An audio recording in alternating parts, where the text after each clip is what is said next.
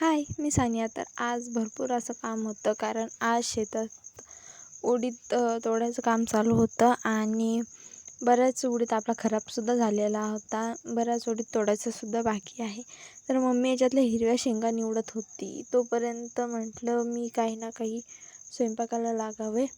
तर हा बघू शकता, हा लाल भोपळा. तर आज याची भाजी केलेली खूप छान झालेली. मग चपात्यासुद्धा माझ्याकडेच होत्या. प्रत्येक चपाती बनवलेली, पण एकसुद्धा माझ्याकडनं फुगलेली नाही आहे.